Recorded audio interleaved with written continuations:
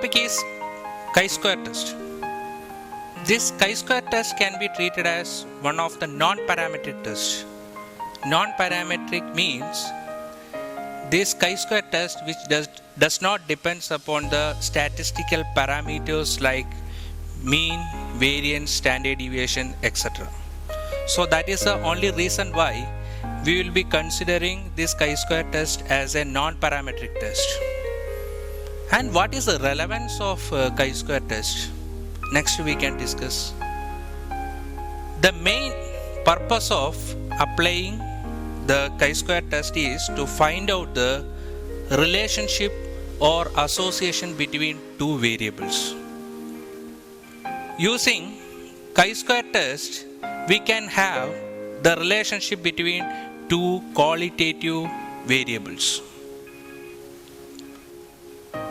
It can have lot of applications. One is in the case of test of independence of attributes, where we will be having a contingency table. Inside that we have to enter all the figures and we can find the association, whether there is any association between the two variables or not.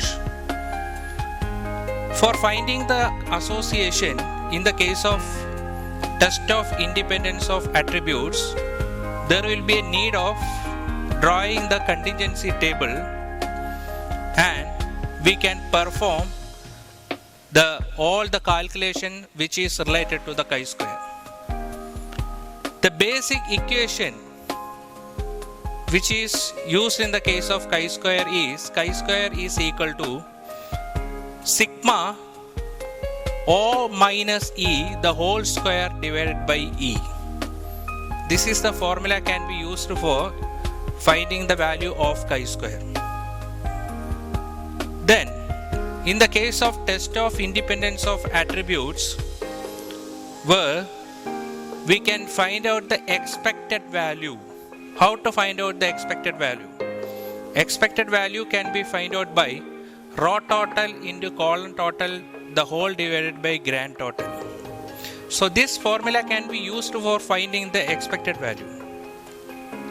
In the equation of chi-square, sigma O minus E the whole square divided by E, where O indicate observed value, E indicate expected value. But from the contingency table where we can find out the value of expected value by multiplying raw total into column total the whole divided by grand total. Then after that, after performing all the columns, that is for finding the expected value for each and every observed value, then finally we can find out the value of chi-square. The degree of freedom which can be used in the case of test of independence of attribute is R minus 1 into C minus 1. R that indicate number of rows, C that indicate number of column. Then after finding the degree of freedom, then we can have a table value from the statistical table which is correspond to the degree of freedom. Then after finding the table value, then we will be comparing the table value with the calculated value of chi-square. Then after that, if the table value is greater than the calculated value, then we will be coming to the assumption of accepting the null hypothesis. That means the statement which can be written in the case of accepting the null hypothesis is there is no significant association between the given two variables.